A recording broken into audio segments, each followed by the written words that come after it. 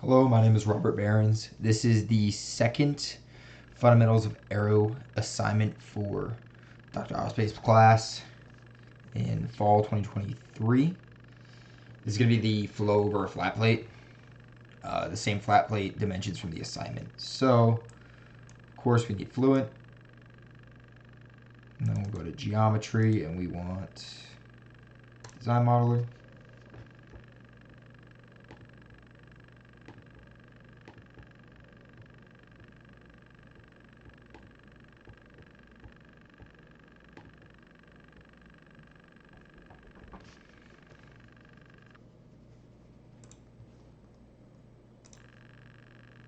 All right, so we're in design modeler. Set up our axis. I switched my units to centimeters because it kind of makes it easier. So go rectangle. Start at the origin. Let's dimension it really quick. General. So our length is going to be 30 centimeters. Our height is going to be 0.1 centimeters. So we get something like that. Then we need to make our big box around it to simulate our flow. Something like that should be fine. Then we're going to do concept, surfaces from sketches. I'm going to select, we're going to select sketch 1, apply, generate. Then there's that. So that's all good. Then we go into our meshing. Load that up really quick.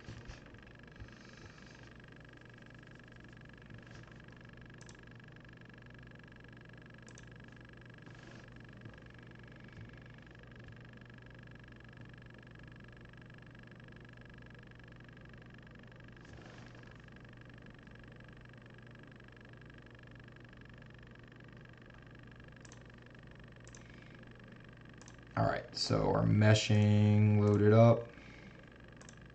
Almost. All right. You can make your box a little bit bigger than this.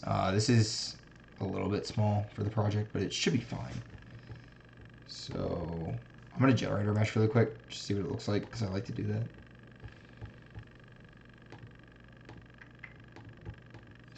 All right.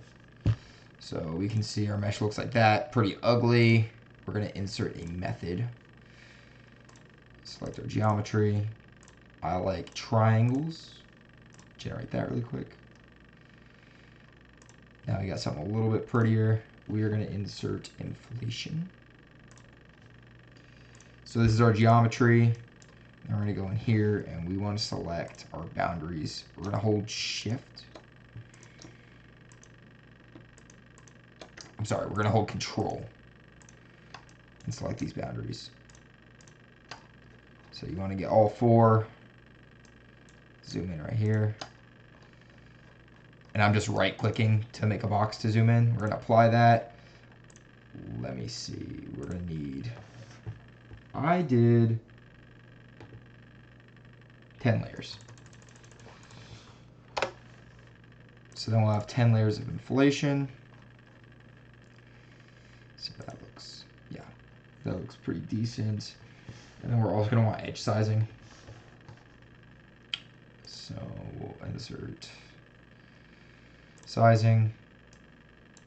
Geometry is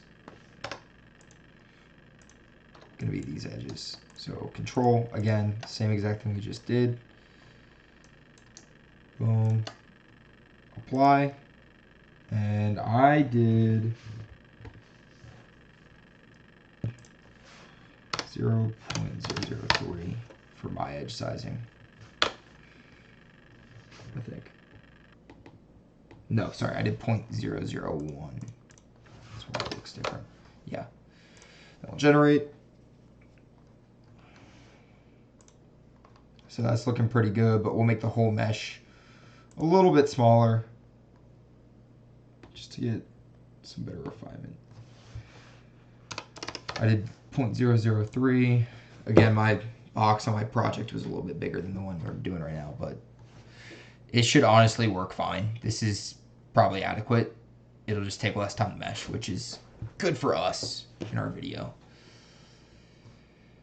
See your progress. Should almost, yep, there we go. Yeah, that looks decent. That should definitely be fine. So now we'll name our sections. Name this inlet.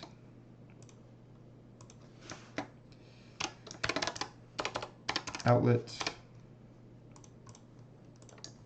Hold control. Name these walls. And yeah, so I just named these like front wall, top wall, bottom wall, and then we'll name our last one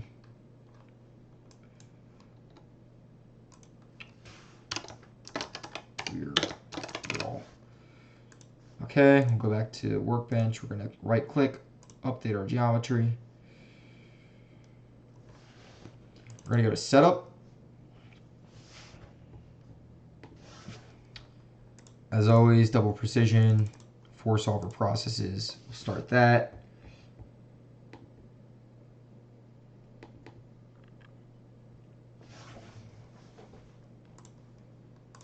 All right, we're almost in. Got a few more things to load up.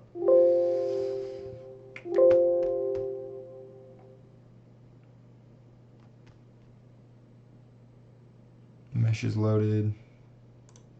All right, we're good. So we want models. We're gonna do viscous. We want K epsilon, and we're gonna do enhanced wall treatment, and we want pressure gradient effects checked. So we'll do OK. Check our materials. We're gonna be using air. So this is correct. Then we can go to boundary conditions. Our inlet velocity is going to be 15 meters per second. So we can apply that, close. Everything else should be correct. Wall. Sometimes you just want to check these and make sure that they're all right. Okay, so then we can go to reference values.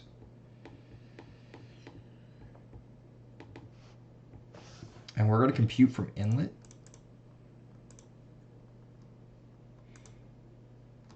Okay, our area is going to be 0.03 meters squared. Oh, wait, that's wrong. No, never mind. That is correct. I just got tripped up, I guess. All right, so we're good there. Then we can initialize. Okay, so this did this to me, and I had this happen in fluids where it would like give me this warning. What I did for this one, I tried something different. I went to more settings and I did like 20 iterations for initializing it. Jeez. I'm an engineer, so not good with words. All right. Then we can run the calculation. And I did 300 iterations. I don't think it took that many, but that's what I did on mine.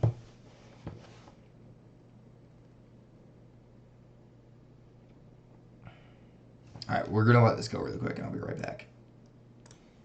All right, so that's done. It took 71. That's about what it took in my project. And if you want, you can go to Fluent or to your results tab and you could check like to see if it looks right using streamlines or contours. Now, I already knew mine looked right, so I'm not gonna do that because I don't need to. But that's just the same procedure as always, and we don't need that for the project. Yeah, we don't need that for the project. So, anyways, what you do need, though, is you need your local Reynolds number, which, from my understanding, you just compute just like you did in the assignment. So that doesn't actually come from Fluent, because nobody else could really figure out a way to do that either. So I don't think you get that from here. But you need your skin friction coefficient and your wall shear stress. So also your drag coefficient over the whole flat plate. So we go to plots, and we want XY plot. We're going to be doing X. We're going to do wall fluxes. We got wall shear stress, write to file, order points. That'll just when you write it to the file, it'll make them in order. So then you're going to select what you want, and we want the top wall because we're doing the boundary layer. So top wall, and then we press write, and then you'll write it, and it'll be like a dot. It'll be XY. It'll say XY file on it. Then you go to Excel, and you have your data here. Or sorry, this is what it'll come out like. You can't open it. It like won't let you open it if you click on it. So you drag it into Excel, and it'll give you this message. Just get rid of that. Anyways, this is what it'll look like. And you'll have a whole bunch of points. So you'll have your X location here, and then your wall shear stress right there. And you do that for both. Your wall shear stress and your skin friction coefficient.